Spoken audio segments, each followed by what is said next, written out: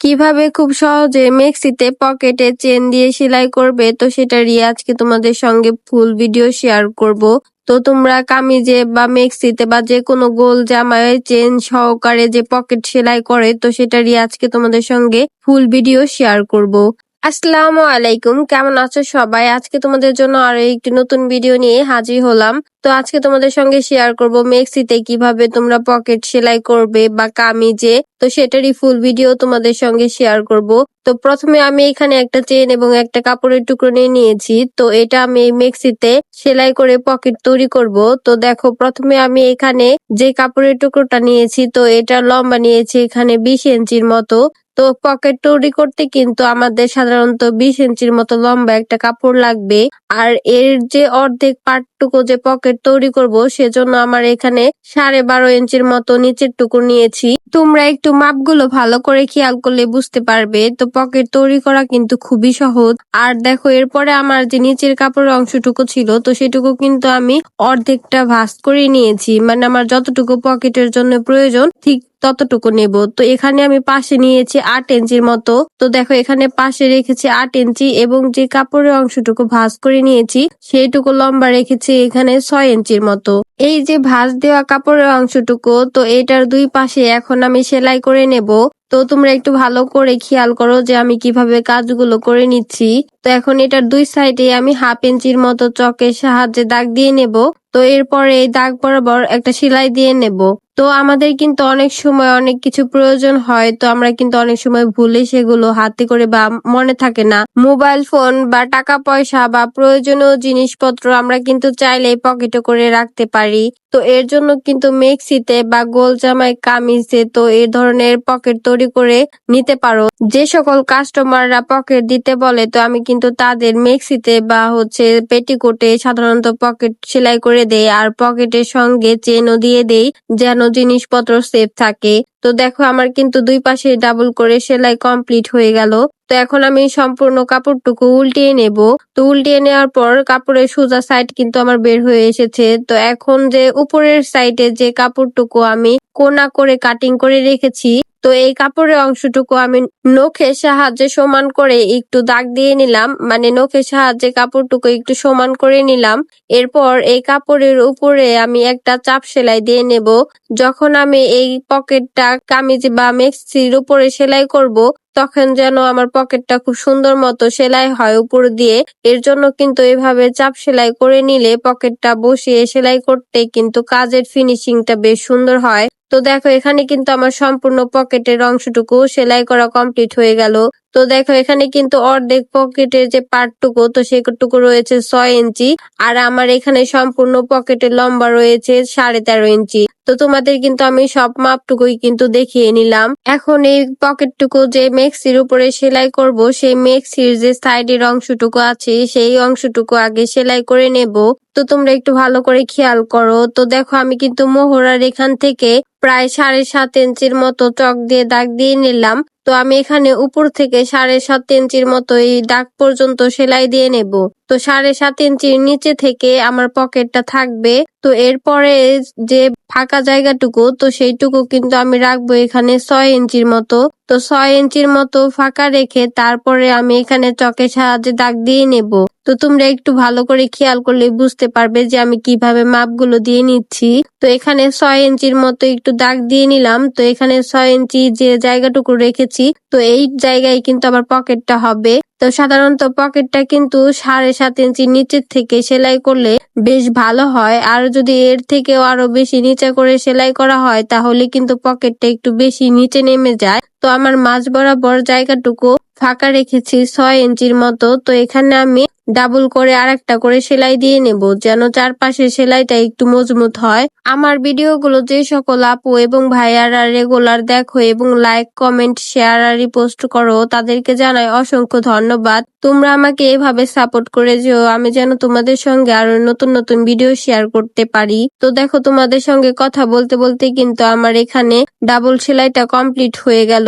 তো এখন আমি যে কাপড়ের অংশটুকু ফাঁকা রেখেছি 6 ইঞ্চির মতো, তো এই পাশের কাপড়ের অংশটুকু আমি এখন ভাঁজ দিয়ে নেব। কারণ আমি এখানে চেন সেলাই করব, সেজন্য কাপড়ের অংশটুকু আমি নখের সাহায্যে সমান করে ভাঁজ দিয়ে নিলাম। তো এরপরে এটা কিন্তু উল্টো সাইডে ছিল, তো এখন আমি কাপড়টিকে সোজা পাশে ঘুরিয়ে নেব, কারণ চেনটা যখন সেলাই করব তখন যেন আমার কাপড়টা সোজা পাশে থাকে। তো সোজা পাশে কাপড়টিকে রেখে এরপর আমি এইখানে চেনটা সেলাই দিয়ে নেব।